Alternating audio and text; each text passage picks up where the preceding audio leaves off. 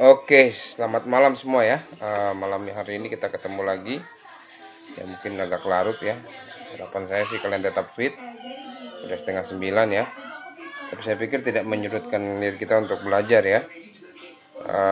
Malam hari ini kita akan mengulas ya sedikit tentang Photoshop. Lalu di akhir ada tugas yang akan saya berikan.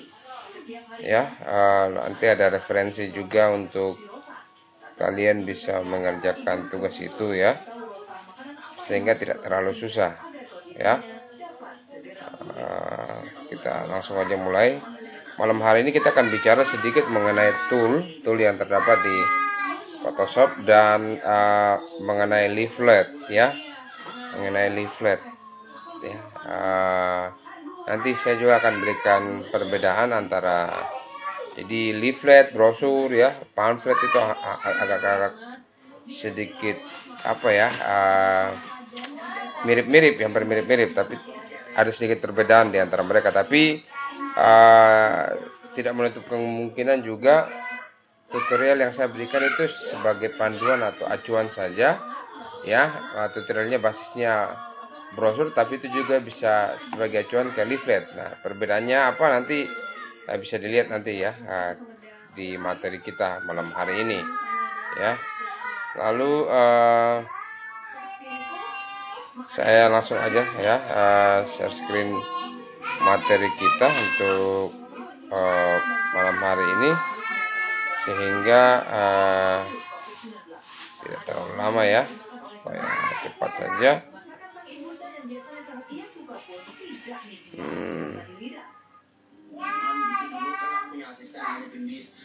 Oke ya, saya share aja langsung ke materi kita ya. Materi kita malam hari ini saya langsung di sini ya, kelihatan ya fungsi tools pada Photoshop ya.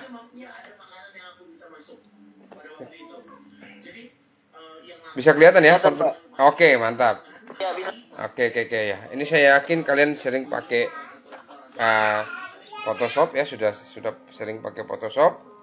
Nah, toolsnya ini saya yakin tidak terlalu susah juga, kalian udah tahu. Cuma kita akan refresh kembali tools ini sebenarnya gunanya untuk apa, fungsinya untuk apa.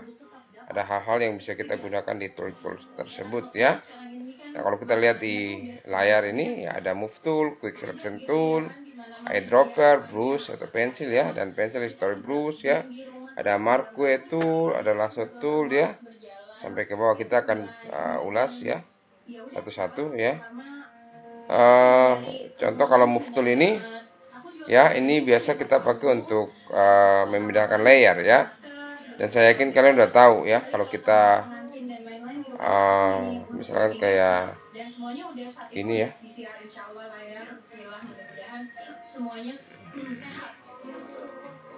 kalau kayak gini ya, bagian sebelah sini ada layer ya. Kalau kita memasukkan gambar ya tinggal dimasukkan lagi. Kalau mudahnya ya, contoh saya pakai ini aja lah ya, ini sekalian. Sorry.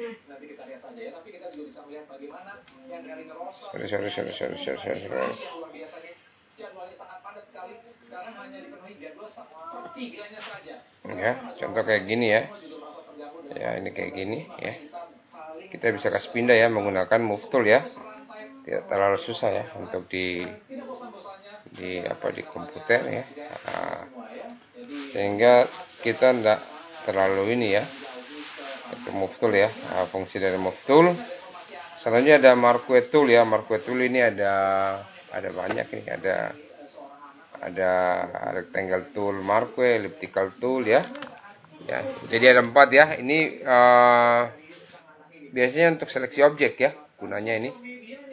Saya kan kalian juga udah tahu. Lalu lasso tool juga sama ya, dia untuk seleksi objek juga. Tapi bedanya ini seleksi objeknya manual ya. Jadi tidak seperti kayak marquee tool ya. Marquee tool kalau kotak ya, rectangle tool ini ya kotak, kalau bulat-bulat. Kalau lasso tool tidak. Jadi kita bisa seleksi objek ya sesuai dengan keinginan kita. Contoh kayak lasso tool, kalau polygon lasso ini ya, seleksi dalam bentuk garis-garis bebas ya, kita bisa bikin bentuk garis-garis sesuai kita. Magnetik biasa dia nempel-nempel di objek yang terseleksi ya. Selanjutnya lagi ada quick selection tool ya, dan magic wand ya. Ini biasa saya juga pakai ya.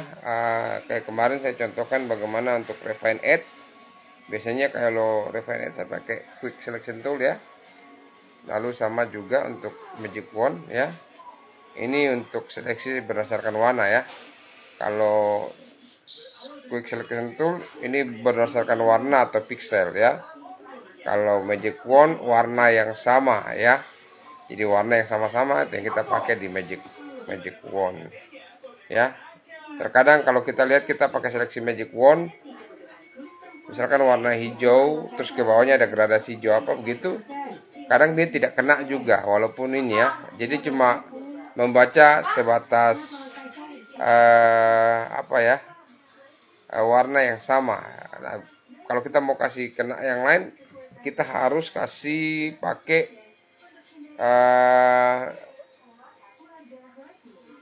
di toleransinya kita naikkan ya. Toleransinya kalau kita naikkan dia akan besar. Contoh kayak gini ya, 100 kita pilih dia akan besar ya. Jadi toleransinya kita naikkan sehingga area dari besaran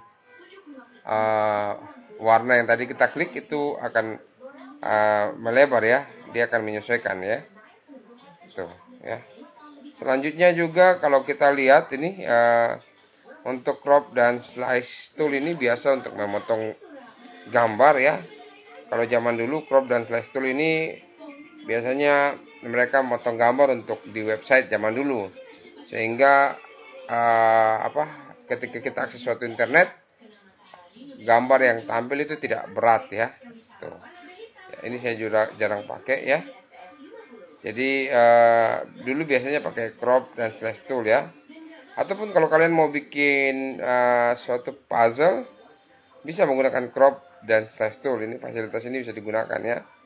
Lalu ada eyedropper ya, color sampler, ruler, dan note tool ya. Ini basisnya warna ya. Jadi kalau contoh eyedropper tool ini untuk mengambil sampel warna, bisa kita pakai untuk seleksi warna yang kita inginkan dari warna awal ke tujuan gitu ya. Sehingga kalau kita mau samakan hampir-hampir pas ya. Biasanya begitu ya. Contoh kalau kayak gini ya, ini saya kemarin teman minta, kurang tahu nih bisa kelihatan nggak di kalian, teman minta bantuan ya untuk sama-samakan gitu ya. Nantilah kita nggak usah buka lah itu bantuan ya. Lalu selanjutnya ada healing brush ya.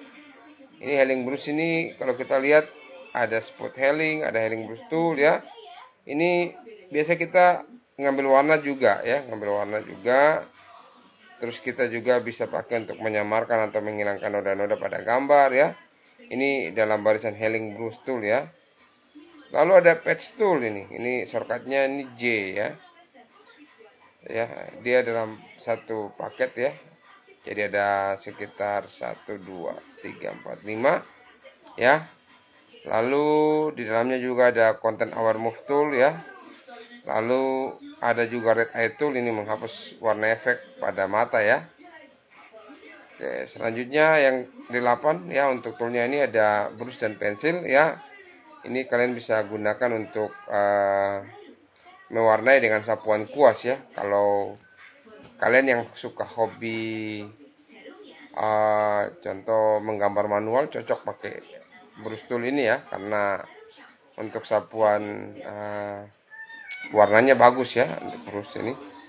Atau contoh yang suka mau belajar digital painting ya, biasanya mereka pakai kuas ya atau brush tool ini sapuannya ya untuk warna ya. Lalu dalam brush tool juga dan pensil ini ada beberapa ya. Nanti tinggal kalian lihat saja dan coba ya. Nanti untuk tutorialnya nanti coba saya searching ya, ada tutorial yang lengkap ya. Lalu ada stamp tool ya. Stamp tool ini terdiri dari ya clone stamp tool dengan pattern ya. Biasanya stamp tool ini kita salin pola ya, maksud salin gambar yang sesuai gitu. Salin gambar yang sesuai. dengan gambar asal gitu. Jadi kita menyalin bisa jadi 2, 3 ya, tergantung maunya kita gitu ya. Itu stem tool ya. Coba saya cek dulu ya. Masih kelihatan ya untuk materi saya nanti ya. Lalu ada history brush tool ya. Ini biasa untuk menampilkan rekaman yang sudah kita kerjakan ya. Brush tool yang tadi itu kita bisa lihat apa saja yang kita kerjakan ya. Eraser tool ya, ini dalam jajaran eraser tool ini ada untuk menghapus ya, biasanya untuk menghapus. Kita pakai untuk menghapus ya biasanya. Jadi tidak terlalu susah ya. Kalau ada gradient dan pen bucket, ini untuk isi warna ya, membuat gradasi warna, isian warna juga bisa ya. Selanjutnya ada blur, sharpen ya, smooth ya. Ini kalau kita mau kaburkan atau memberi efek blur pada gambar ya. Bisa juga untuk menajamkan gambar ya, kita gunakan tools blur, sharpen dan smooth ya. Lalu ada dots ya, ini bikin efek terang pada gambar ya, menggelapkan warna gambar ya, lalu menguatkan atau mengurangi warna. Kita bisa pakai dalam jajaran dots, burn dan spong tools ya. Lalu yang ke-15, tool yang ke-15 ini pen dan point tool. Ya, ini kita bisa buat garis ya, garis yang basisnya ada pad ya. Ada pad, maksudnya letaknya di mana, tujuannya sampai di mana, berakhir lagi ke dia gitu ya. Lalu di dalam pen dan point tool ini ya, kita bisa juga untuk mengubah garis pad ya, dengan cara menggeser titik angkor ya.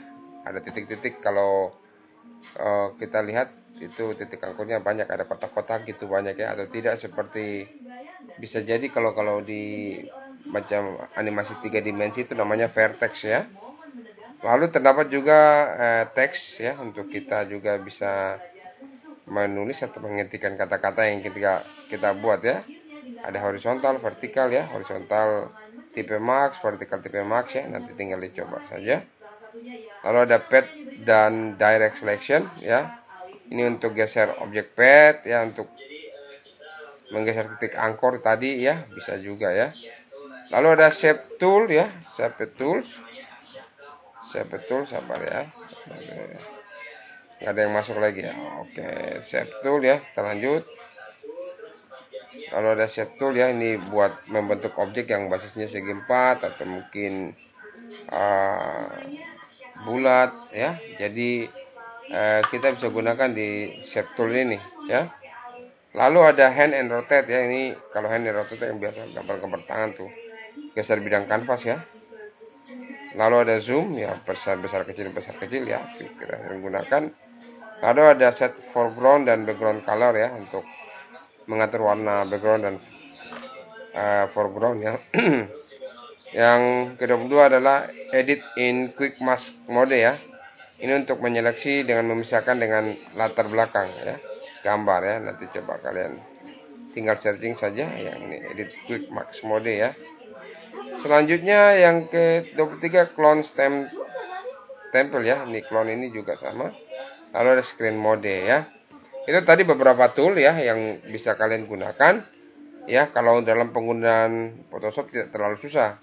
Kita cuma cukup, yang penting kan kalian udah tahu lah, basic dasar Photoshop itu kan sebenarnya menguasai yang namanya dasar sekali tuh sebenarnya ya,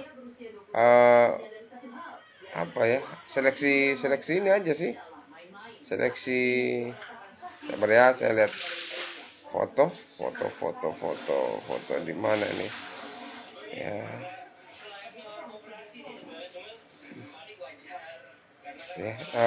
Prinsip dasarnya sih dalam Photoshop ya, paling dasar sekali kita harus bisa menggunakan lasso tool untuk seleksi orang ya, atau tidak mungkin kalau kita mau bikin kotak ya tinggal diseleksi saja.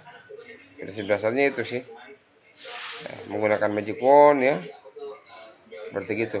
Nah, contoh kalau kalian kayak gini nih ya, dulu tuh saya sering menyeleksi orang itu ya, menyeleksi orang misalkan kayak gini ya. Lalu saya biasanya sistem tarik-tarik gitu, tarik-tarik ke layer baru. Misalkan saya buat layer gini dulu ya, misalkan contoh dulu saya akan pakai newspaper lah supaya cepat ya, enter newspaper A4. Oke, dulu saya sering seperti gini ya, select inverse lah. Saya dulu sering tuh tarik ya, tapi sekarang udah mulai jarangin ya, saya jarangkan. Jadi biasa tuh dulu cuma tarik gini ya, setelah diseleksi orangnya ditarik ya gitu dulu. Kalau sekarang jarang sih, saya langsung di tempat sini aja, biasanya langsung Ctrl J saja sih, Ctrl J, dia jadi 2 layar, jadi layar bawah tinggal dimatikan aja gitu ya gitu. Ini juga bisa kita delete ya kalau memang udah nggak butuh. Nanti kan kita bisa save ulang. Kalau kita udah delete, kita save, dia akan minta untuk kasih nama ya di PSD-nya ya. Seperti gitu ya. Nah, terus kalau kita tinggal mau ganti latar belakang ya ganti aja, langsung bikin layer baru ya. Misalkan kayak gini. Tinggal kita siram ya. Mungkin pilih warna dulu. Warnanya apa nih? Misalkan ini kali ya. Seperti gitu ya, jadi tidak terlalu susah ya, cuma cukup kita perlu kuasai ini aja sih, seleksi saja sih untuk pemberian warna. Kalau stem kan tidak terlalu susah ya, kita nget stem ya, kalau kita mau stem ya.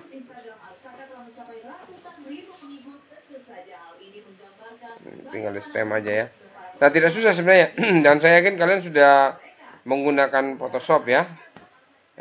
Nah, untuk itu kita akan lanjut ke materi selanjutnya tentang leaflet, dan tugas terakhir pasti kalian akan buat leaflet ya. Saya cepat saja. Jadi leaflet ini kalau secara umum ini media publikasi ya, yang singkat ya, berupa lembaran dan berisi keterangan atau informasi mengenai sesuatu ya. Nah, kalau leaflet ini yang membedakan dengan yang lain, ini dia biasanya pakai kertas ukuran A4 ya. Bisa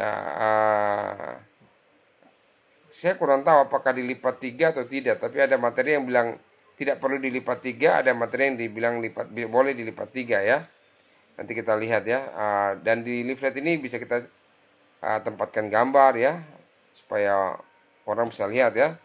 Nah, lalu karakteristik leaflet ini pada umumnya disebarkan di tempat umum ya. Jadi biasanya leaflet ini dikasih ke orang-orang di tempat umum supaya orang bisa tahu apa itu informasi yang di dalamnya ya. Lalu kita bisa lihat juga kelebihan dan kekurangan ya. Kalau leaflet ini biasa disajikan sederhana ya. Lalu dapat disebar atau didistribusikan kapan saja kita mau ya. Biasanya juga desain juga tidak terlalu ribet-ribet amat ya. Untuk pembaca ya, simpel-simpel aja udah cukup ya. Lalu biasanya juga memperkenalkan ide atau produk yang baru biasanya ya. Nah, untuk kekurangannya dia terbatas ya, karena penyajiannya harus ringkas, jadi cuma di A4 saja. Jadi ketika orang buat leaflet itu betul-betul perlu melihat hal-hal yang perlu disampaikan dalam leaflet ya. Lalu kalau kita buat leaflet, kalau kita desanya kurang tepat ya, kadang orang juga tidak begitu suka membaca si dalam leaflet tersebut ya. Dan biasanya kita cetak leaflet ini mahal ya. Kenapa mahal? Karena dia pakai kertas yang tidak terlalu tebal juga ya. Dia pakai ini ya. Oh, di sini ya, beratnya nggak cantumkan lagi ya. Jadi tidak terlalu tebal juga leaflet itu ya. Cuma yang bikin mahal itu kan hasil akhirnya itu finishingnya dia agak mengkilat ya. Itu yang bikin mahal ya. Oke, selanjutnya ya, ini faktor penyajian di leaflet ya. Ini bisa kalian lihat ya. Di sini ada faktor bentuk ya. Jadi biasanya leaflet itu berbentuk persegi panjang ya. Persegi panjang pakai A4 ya. Lalu faktor dalam membuat leaflet itu kita perlu perhatikan warna. Lalu ada ilustrasi yang kalian buat ya di dalam leaflet itu. Lalu menggunakan bahasa ya. Bahasa yang digunakan itu singkat, padat, jelas. Jadi orang bisa paham ya. Lalu menggunakan huruf ya, kembali lagi tipografi ini sangat penting untuk kita ya di dunia desain grafis. Kenapa? Karena untuk menyampaikan suatu informasi kepada orang lain melalui kata ya, tipografi ya. Dan kalau dibaca oleh orang lain itu pun juga harus jelas, bisa kelihatan ya. Selanjutnya kalau kita lihat ini ya, cara membuat leaflet yang perlu kita perhatikan. Pertama itu kalian harus menentukan tujuan dan tema dari leaflet tersebut ya. Karena tujuan dalam membuat leaflet itu banyak ya, tergantung dari temanya gitu. Misalkan kalau di sini temanya kesehatan ya, tujuannya biasanya memberikan instruksi atau mengajak pembaca untuk melakukan pola hidup sehat ya, biasanya untuk kesehatan ya. Atau tema pendidikan bertujuan untuk menyampaikan ilmu pengetahuan yang bersifat luas. Begitu ya. Jadi disesuaikan ya. Pertama perlu tema. Nah, kalau tema kita udah dapat baru kita bisa eksekusi gitu. Kalau nggak dapat nggak bisa eksekusi ya. Kenapa ya? Begitu, segala sesuatu itu harus dimulai dari konsep ya. Selanjutnya ya, membuat leaflet itu kita menentukan sasaran yang ingin dicapai ya. Jadi kalau kita buat produk ini pasti ini, apapun dia ya yang bekerja di dunia industri, dia harus menentukan sasaran yang ingin dicapai ya. Nah, kepada siapa produk itu dibagikan atau disarankan ya. Nah, contoh kalau sasarannya ya untuk ibu-ibu yang memiliki anak, biasanya disebarkan di posyandu ya. Kalau misalkan contoh untuk gigi atau mungkin kesehatan yang lain bisa di puskesmas juga ya. Kalaupun produk-produk lain contoh seperti makanan, minuman bisa di toko, diberikan leafletnya ya. Lalu kita harus menentukan ide pokok atau gagasan utama singkat ya, yang disampaikan dalam isi leaflet tersebut ya. Kita harus mengumpulkan subjek ya yang akan disampaikan ya. Contoh misalkan kalau produk barang berarti ya mungkin barang-barang yang jadi subjek ya, kita kumpulkan. Sabar, lagi aja. Terus yang selanjutnya jangan lupa kita harus sajikan gambar ya. Jadi taruh gambar, nanti kita lihat contohnya lah. Contohnya udah saya taruh di bawah ya. Lalu setelah itu baru kita boleh buat konsep leaflet tersebut. Kita lakukan tes uji coba ya ke sasaran beberapa orang ya. Jadi sebagai sampel gitu ya, supaya kita tahu apakah informasi yang kita sampaikan itu bermanfaat ya atau diterima ya. Lalu kalau diterima bagus ya, nggak usah direvisi. Tapi kalau belum diterima dengan baik ya kita lakukan revisi. Ini prinsip dari membuat leaflet. Sama juga kita bisa substitusikan ketika kita buat suatu produk yang nanti kita tawarkan kepada orang lain ya, seperti gitu. Dan saya kemarin baru nonton, ternyata ada salah satu desain grafis ya, desainer yang kerja di mana ya, saya lupa lagi. Dia bilang dia pernah dapat job untuk desain saja itu dibayar 20 juta begitu, dibayar 20 juta. Nanti coba saya cari linknya, nanti coba kalian nonton supaya kalian bisa tahu ya.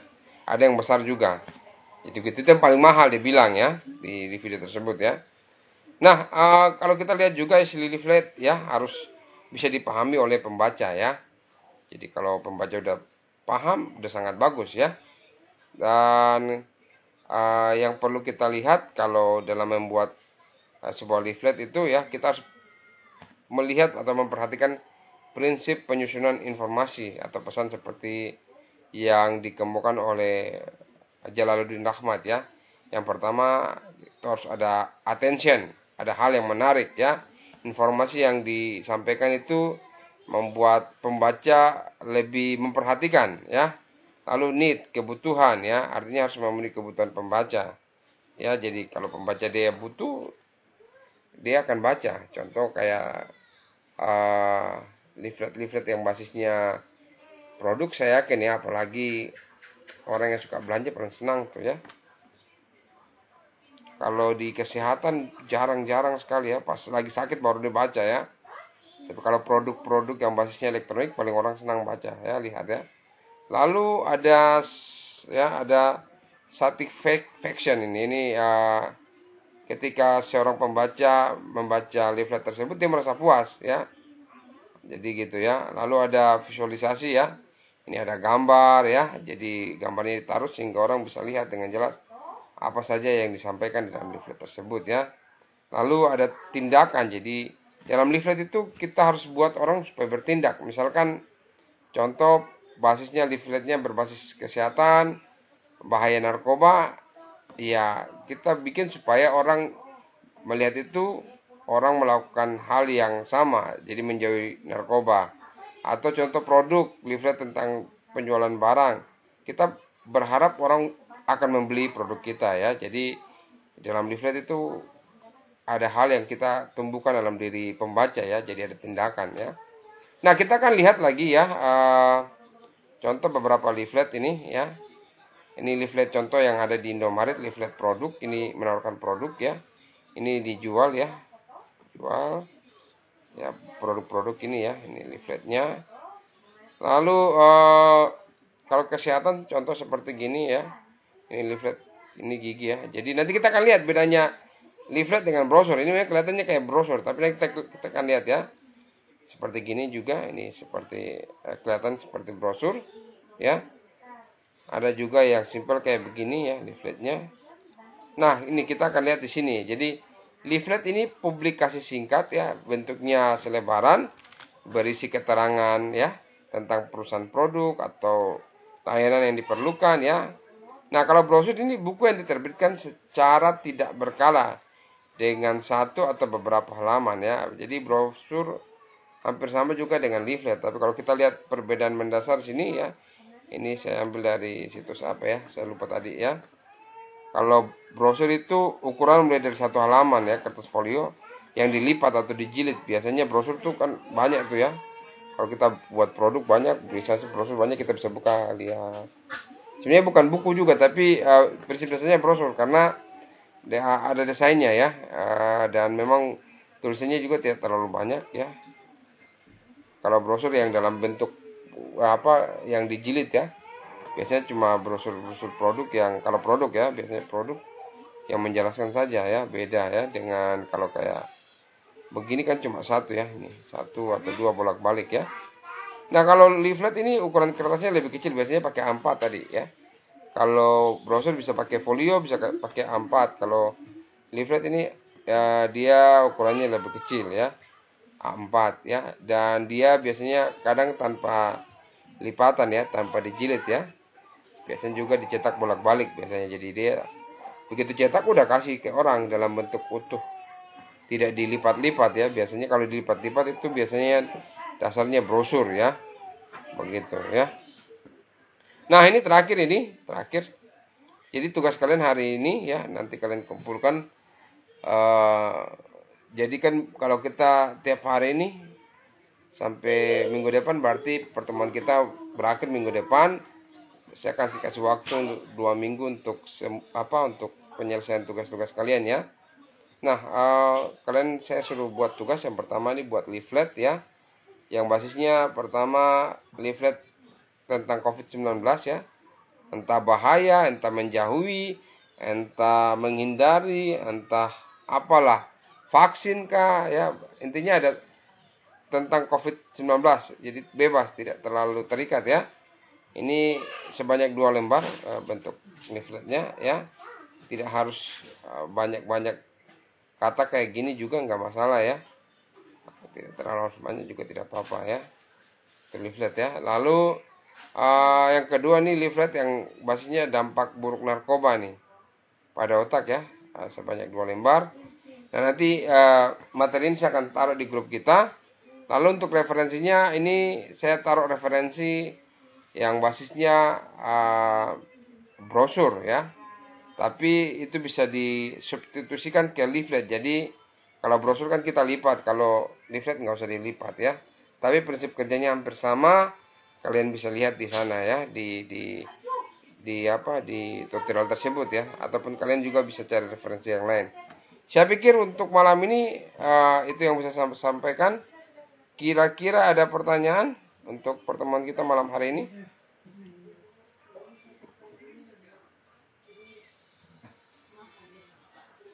Tidak ada?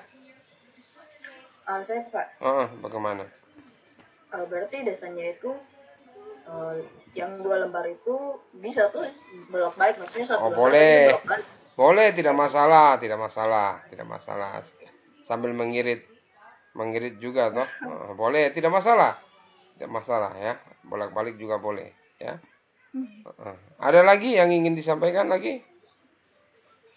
Kemana, Malia? Bapak nanti materinya kirim lagi ke grup, kan tidak? Ya, dikirim, saya kirim, pasti saya kirim. Nanti saya akan mudah-mudahan besok saya akan inventaris tugas-tugas kita yang dari awal. Nanti saya posting lagi ke grup kita ya. Mudah-mudahan besok saya bisa inventaris atau supaya jelas. Jadi kalau kita tiap hari, berarti di hari Selasa sudah selesai. Saya kasih waktu 2 minggu atau 1 minggu lebih ya untuk mengerjakan semua tugas-tugas kita. Kalian bukan mengerjakan, tapi menyelesaikan semua tugas-tugas yang sudah saya berikan. Jadi kan tugasnya kan panjang nih dari 2 bulan lalu ya. Baku ikut-ikut sampai sekarang ini ya. Nah ini untuk menyelesaikan tugas ini kan saya kasih waktu agak lebih toh supaya bisa kalian kerjakan. Ya supaya bagus lah gitu. Saya harap hasil yang didapat bagus. Nanti kalau bingung soal penggunaan di Photoshop, tinggal searching aja di YouTube ya. Kalau enggak, coba konsultasi dengan kakak tingkat kalian ya. Seperti begitu ya. Pak, siapa Pak? Bagaimana, Balio? Billy itu Bapak, bukan saya. Oh, Billy, bagaimana, Bill? Dicetak Pak. Iya, pasti dicetak semua, dicetak. Kenapa saya suruh cetak? Itu portofolio juga nanti. Itu dicetak. Nanti dicetak ya. Siap, baik. Nanti dipajang di itu dinding. Harus, itu portofolio. Kalau kalian nggak percaya, coba deh nanti lihat anak-anak di kafe yang di YouTube. Enggak bikin bagus-bagus, dia bikin malu ada tingkat kan. Jangan khawatir. Semua tuh pasti ada namanya transformasi. Contoh kayak siapa ya? Sambil contoh sama seperti Fajar lah. Fajar dulu tuh desain kacau-kacau itu. Iya, Fajar tuh dulu desain kacau-kacau ya. Tapi sekarang kan mengalami transformasi. Jadi dia akan ini nih. Ada anak murid saya juga. Selain Fajar, Feriski. Dia di YouTube, di Facebook itu suka bikin gambar-gambar Kamen Rider. Dulu tuh tidak terlalu bagus. Semakin kesini udah bagus. Dia udah tahu tekniknya ya buatnya seperti gitu. Jadi itu dia punya portofolio juga itu. Jadi dulu gambarnya biasa-biasa saja. Tapi nggak tahu kenapa ada orang yang minat jadi suruh dia buat. Akhirnya buat kesini tambah bagus. Tambah dia tinggal terima job terus buat Kamen Rider. Saya juga bingung idenya. Buat Kamen Rider itu macam gimana ya? Bentuk-bentuk Kamen Rider itu dia buat lumayan banyak. Sayangnya Facebook saya nih, saya tadi coba login di Chrome ini, saya lupa passwordnya. Setengah jam saya kasih masuk, tidak masuk. Pusing saya. Yang bisa masuk tuh di HP saja sih. Aduh, pusing gitu. Kamen Rider mania. Jadi ya nanti kalau saya bisa masuk ke Facebook, nanti saya kasih tunjuk kalian ya. Dia komisinya sekali buat gambar Kamen Rider paling murah dulu 350, paling mahal 500. Nggak tahu sekarang. Mungkin sudah naik kali ya. Begitu. Itu sudah dengan pewarnaan. Sudah dengan pewarnaan, sudah mantap lah. Aduh, nanti kalau connect ini saya pasti kesetuju sama kalian lah. Ya. Dan itu portofolio. Jadi kalian harus jangan berpikir ini kenapa sampai saya suruh begitu, karena itu portofolio penting sekali. Sangat-sangat penting. Begitu. Dan portofolio itu kan kalau udah kalian kumpul-kumpul ya, terus tempel, kalian foto bareng kalian punya portofolio, itu sudah. Jadi itu hasil karya kalian itu jadi portofolio kalian.